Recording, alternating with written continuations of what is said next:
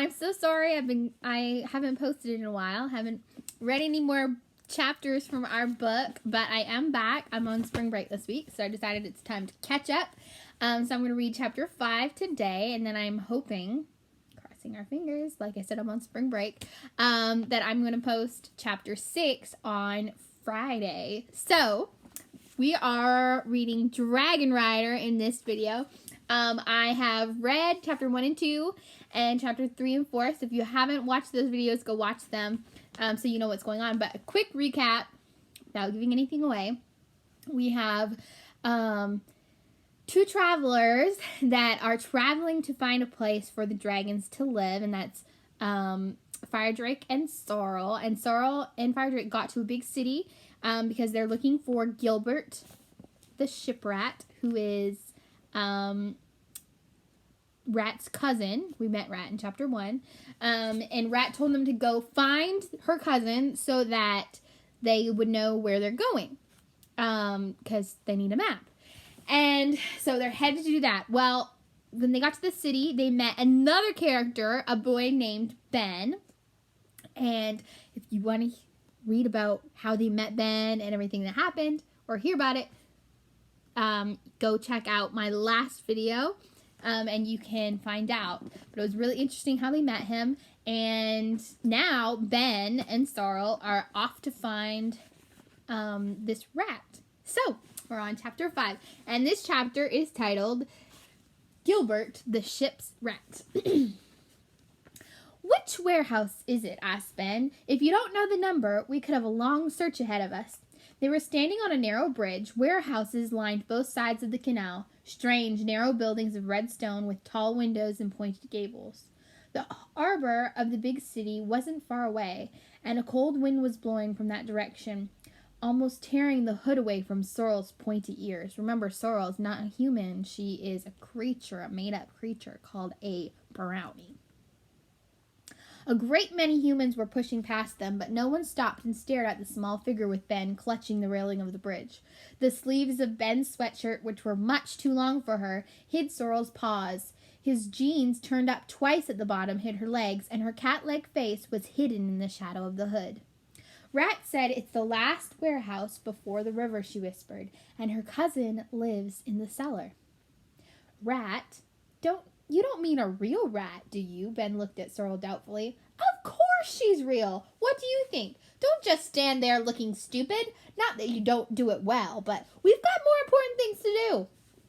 She impatiently pulled Ben along after her. The bridge led to a narrow road running through beside the bank. As they hurried along the pavement, Sorrel kept looking anxiously around. The sound of traffic hurt her ears. She had been in small towns before, stealing fruit from gardens, exploring cellars, teasing dogs. But there were no gardens here, no bushes where you could crouch down and hide in a hurry. Everything in the city was made of stone. Sorrel was greatly relieved when Ben guided her into a narrow alleyway that led back to the canal between the last 2 warehouses. There were several doors in the red walls. 2 were closed, but when Ben pushed the 3rd, it opened with a slight creak. They hurried in. An unlit stairway lay before them. Daylight filtered in through a narrow, dusty window and revealed 1 flight of steps leading up and another down. Ben looked suspiciously down the dark steps. "There'll be rats there, that's for sure," he whispered. "The question is, can we find the right one? How will we recognize it? Does it wear a collar and tie or something?"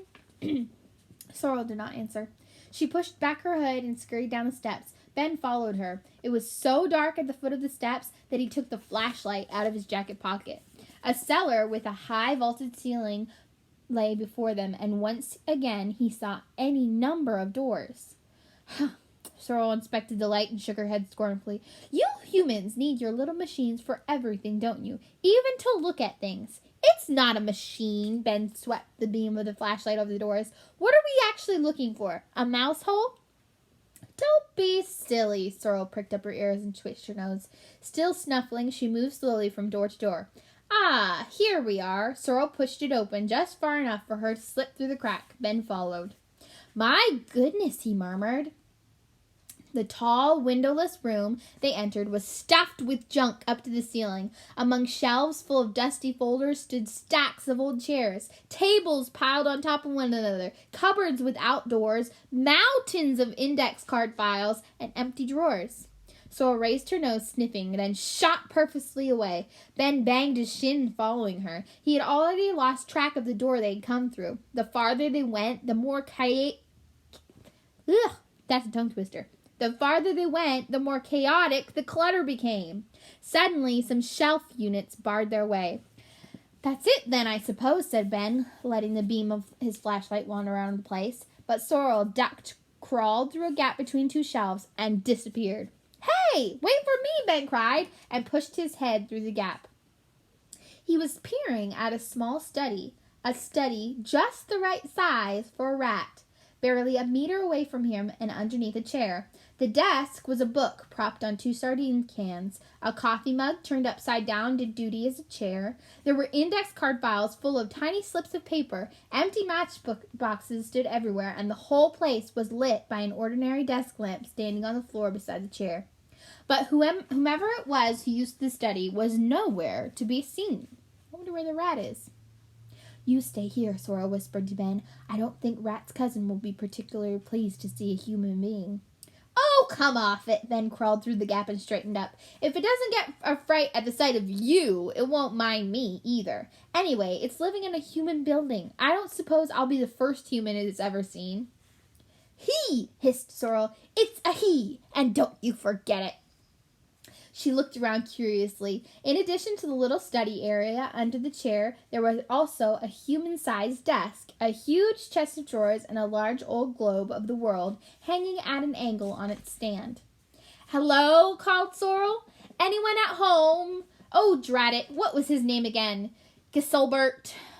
No. Godfrey? No. Gilbert Graytail or some such." Something rustled above the desk. Ben and Sorrel looked up and saw a fat white rat looking down at them from his perch on top of a dusty lampshade. "What do you want?" asked the rat in shrill tones. "Your cousin sent me, Gilbert," said Sorrel. "Which one?" asked the white rat wearily. "I've got hundreds of cousins." "Which one?" Sorrel scratched her head.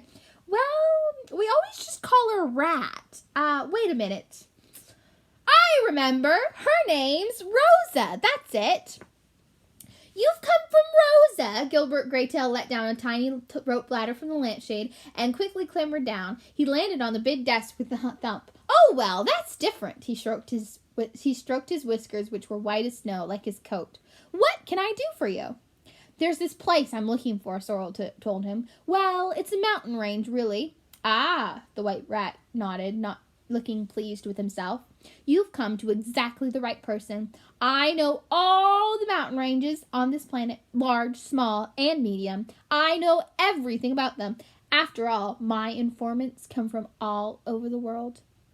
The word informants, if you know what it is, smart people, the word informants means like spies. Like Gilbert has people who know everything and they come back and report to him. That's what informants are. "Your informants?" asked Ben. "Yes, shiprats, seagulls, the sort of folk who get around a lot. And I have a large extended family." Graytail went over to a big black box standing on the desk, raised the lid, and pushed a knob on its side. "That's a real computer," said Ben, surprised. "Of course it is." Gilbert hit a couple of keys and looked at the screen, frowning. "A laptop, all the bells and whistles. I sent for it to help me get my files into some kind of order, but the fact is," he sighed and tried some more keys, "the fact is, it's always giving me grief." "Right. What mountain range was it you wanted?" Well," said Sorrel, scratching her stomach. She was itching horribly under the human's clothes. "It's supposed to be the highest one there is. The highest mountain range in the whole world, with a chain of mountains somewhere in the middle of it called the Rim of Heaven. Ever heard of it?" "Oh, that one is it, the Rim of Heaven. Well, well." Graytail looked curiously at the brownie. "The valley above the clouds, home of the dragons. Not so easy." He turned around and hammered away busily at the keyboard. "The place isn't really thought to exist at all, you know," he said, "but one hears odd things now and then. What's your interest in it? A brownie girl and a human boy. They say even the dragons have long since forgotten where the rim of heaven lies. Ben opened his mouth, but Sorrel gave him no time to speak. This human has nothing to do with it, she said. I'm on my way to the red rim of heaven with a dragon. A dragon? Gilbert Greytail looked at Sorrel in surprise. Where have you found... Sorry, got my tongue twisted again. Where have you hidden this dragon, then? It's in an old factory, Ben answered quickly before Sorrel could open her mouth. Not far away. He'll be safe there. No one's been in it for years. Aha! Gilbert nodded his head sagely. Well, what about it? Asked Sorrel impatiently. Do you know where the rim of heaven is? Can you tell us how to get there in reasonable safety? One thing at a time, replied the rat, twirling his whiskers. Nobody knows where the rim of heaven lies. There are a few vague rumors about it, but that's all. But the highest mountain range in the world is the... That was one of our questions from last time. If you know the answer, I hope you told someone, the person you were listening with, or commented on the video. The highest mountain range in the world is the Himalayas. So that's what Gilbert has found on his computer. The highest mountain range in the world is the Himalayas. No doubt of that. All the same, it won't be easy to find a safe route for a dragon to take. Dragons, he pointed out, chuckling, aren't exactly inconspicuous. You know what I mean? And their horns and claws are in great demand. Quite apart from the fact that anyone setting up as a dragon slayer could be a big star on TV for weeks. I'll admit I wouldn't mind taking a look at your friend myself, but, he said, shaking his head as he turned back to the computer, but I never go farther than down to the harbor. Far too risky for me with all those cats prowling about. And there are other dangers, too, he added, rolling his eyes. Oh, you wouldn't believe the half of it. Dogs, great big clumsy human feet, rat poison. No, thank you very much. So apparently dragons are... Everyone wants to find them. And you can get on TV, so that's why everyone wants to find them as well. And people sell their horns and their claws if they get caught. So it's very dangerous for a dragon to be wandering around. And here's a picture of Gilbert. Look, he's got little glasses. And he's climbing along the rope. And he's got some clothes on it too. And he's a white rat. Remember, Rosa Rat, the rat we met in chapter 1, is a gray rat. Where were we? Oh, but I thought you'd been all over the world, said Sorrel in surprise. Rosa said you were a ship's rat. Gilbert tugged at his whiskers, looking embarrassed. Well, yes, so I am. Learned the trade from my granddad, but I get seasick as soon as a boat casts off, even a little rowboat. On my first voyage, I jumped overboard while we were still in harbor, swam back to the bank, and never set a paw on one of those swaying sardine cans again. Ugh! He leaned so far forward that his sharp nose touched the screen. Here we are, the Himalayas, also known as the land of the eternal snows, roof of the world, and all that. You have a long journey ahead of you, friends. Follow me. Paw over paw, Gilbert Greytail made his way along a cord stretched right across the room from the desk to the big globe. He sat on top of the heavy wooden stand and kicked the globe with his hind paws. Squealing, it moved slightly, and Gilbert brought it to rest with his paws again. Well, now, he murmured, what have we here, then? Ben and Sorrel looked inquiringly at him. See that little white flag? Asked the white rat. It more or less marks the spot where we are now. But the Himalayas? Said Gilbert, swinging himself over the stand and tapping the other side of the globe. The Himalayas are here. And the Rim of Heaven, so the old stories say, is somewhere in their western parts. Unfortunately, as I was telling you, no one knows any details, and the area we're talking about is unimaginably large and extremely inaccessible. You can't get there. It gets bitterly cold by night, and by day, he had, grinning at Sorrel, by day, you'd probably be perspiring heavily in that fur coat of yours. So it's really cold at night and really hot during the day. It's a terribly long way off, murmured Ben. Indeed it is, Gilbert Greytail leaned forward and traced an invisible line on the globe. By my reckoning, your journey ought to go something like this. A far stretch south first, then turn east. He scratched his ear. Yes, that's it. I think the southern route is best. The humans are at war with one another again in the north, and I've heard some very nasty stories about a giant. Gilbert leaned so close to the globe that his nose was pressed against it. See that place? The giant is said to be at large there in the Shan Mountains. No, take my word for it, continued Gilbert, shaking his head. You'd better take the southern route. You may get your fur baked in the sun now and then, but look on the bright side.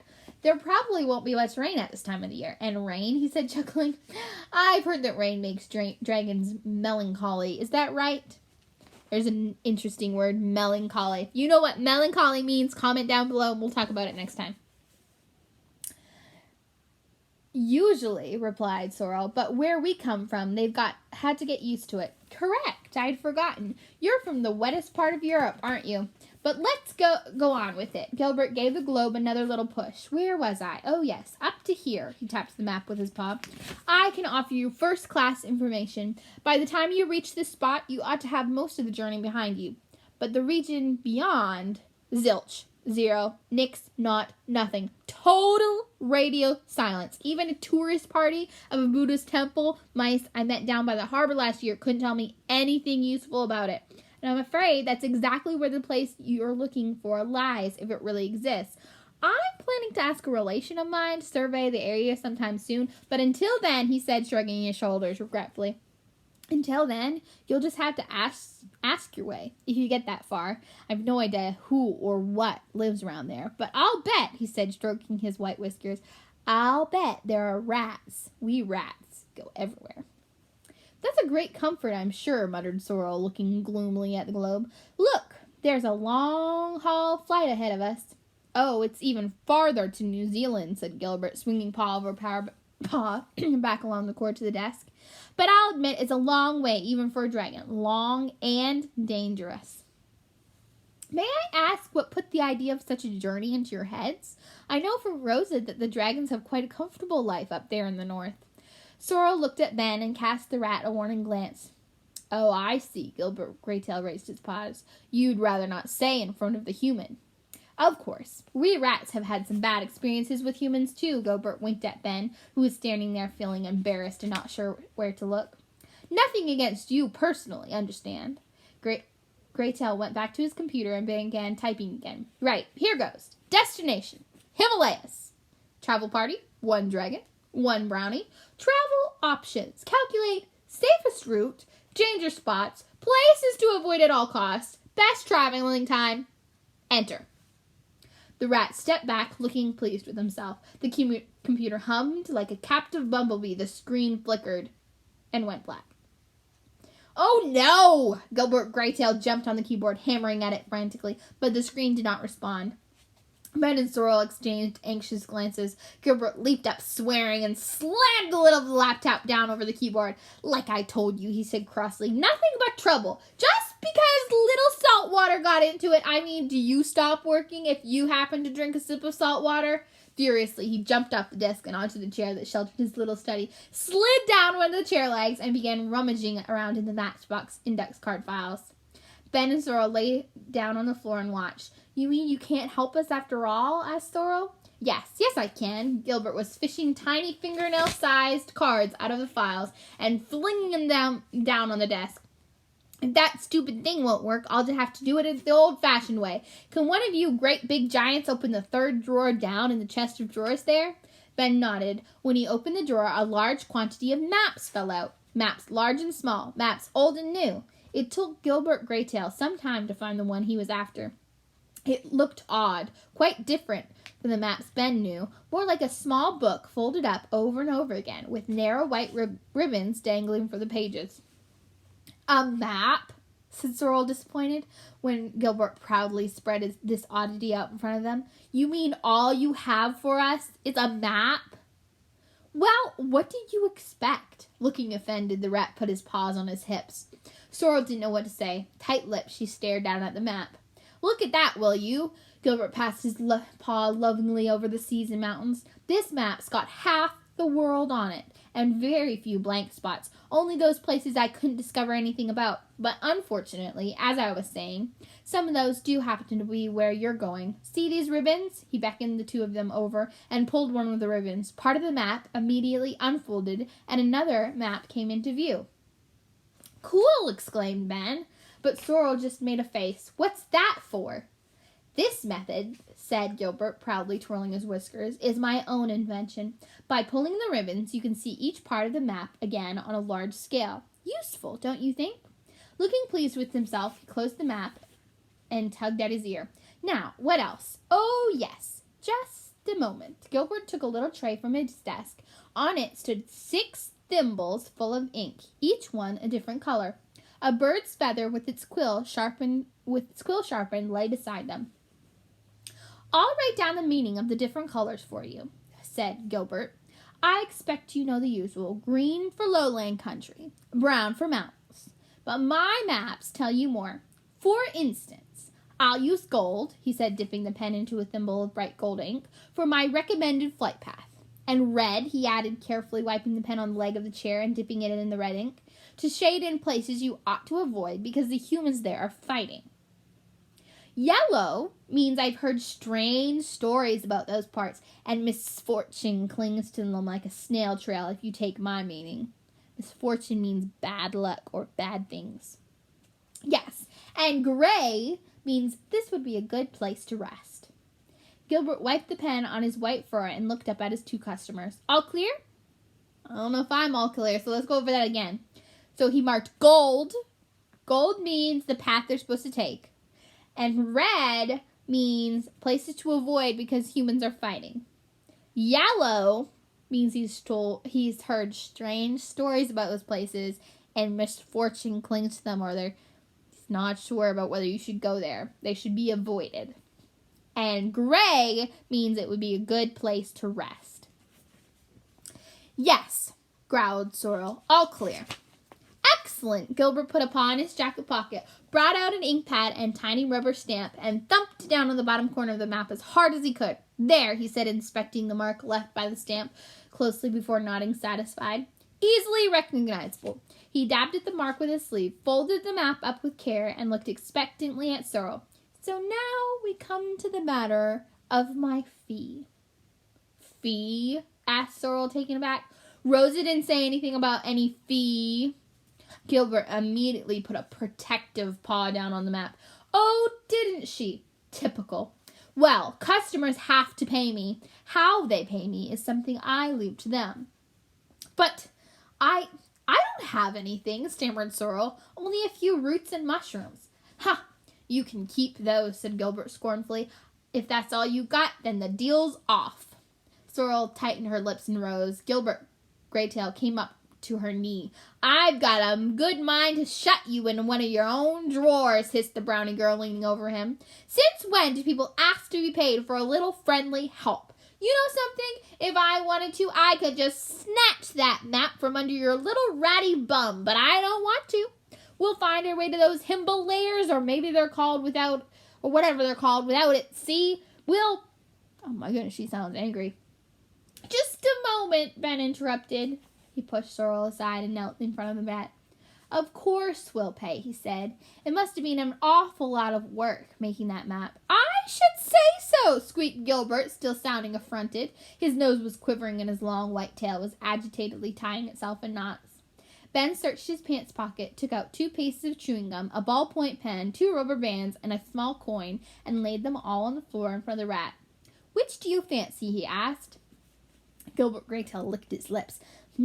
A difficult choice," he said, examining everything very thoroughly. Finally, he pointed to the chewing gum. Ben pushed it over. "Okay, now let's have the map." Gilbert removed his paw from the map, and Ben put it in Sorrel's backpack. "Give me the ballpoint too," squeaked the white rat, "and I'll tell you something that could be useful." Ben pushed the pen over to Gilbert and put the other things away. "Go on," he said. Gilbert leaned slightly forward and whispered, "You're not the only ones looking for the rim of heaven." "What?" gasped Sorrel, taken back. "Ravens have been turning up here for years," Gilbert went on, still in a whisper. "Very peculiar ravens. dragons, if you ask me. They ask questions about the room of heaven, but what they're really interested in is the dragons said to be hiding there. Naturally, I haven't told them anything about the dragons in my dear cousin Rose's part of the world. Are you sure? Asked Sorrel suspiciously. Looking offended, Gilbert drew himself up to his full height. Of course I'm sure. What do you take me for? He wrinkled his nose. They offered me lots of gold. Gold and pretty precious stones. But I didn't care for those blackbirds. Ravens? Asked Ben. How come ravens? What have they got to do with dragons? Oh, they don't want the information for themselves. Gilbert Greytail's voice sank again. They're acting on behalf of someone else. But I haven't found out who yet. Whoever it is, your dragon had better be careful. Sorrel nodded. The golden one, she murmured. Gilbert and Ben looked at her curiously. What did you say? Asked the boy. Oh, nothing. She turned thoughtfully and headed for the gap between the shelves. Thanks, Gilbert, and goodbye, Ben following her. Give Rosa my love if you ever get back again, the rat called after them. Tell her to come and see me again sometime. There's a ferry quite close to your home, and they don't put rat poison down on it. Oh, yes, Sorrel turned back once more. And what will you give me to deliver your message? Then, without waiting for Gilbert's answer, she disappeared between the shelves. And that is the end of chapter 5. So I'm not going to read any more because that was a really long chapter. And I know you guys want to take a break and process. So what I want you to do, if you would like, here's what I would suggest after listening to this chapter. I would like you to think about who this golden one or who is looking for information about the Room of Heaven to, and what do you think is going to happen in the story based on that information. So why do these ravens want to know? Who is telling them to find out? And what's going to happen next in the story? And if you want to do something fun, I want you to make a map like Gilbert's map. It can be a map of your house. It can be a map of your neighborhood. It can be a map of your town or whatever. Make a map and send me a picture or a video showing me your map. And if you want, you can label it like Gilbert did when he labeled the parts where they should go and the path they should take and everything. So I hope you enjoyed chapter 5. I'm going to try and post chapter 6 on Friday, and I hope you enjoy it. Love y'all.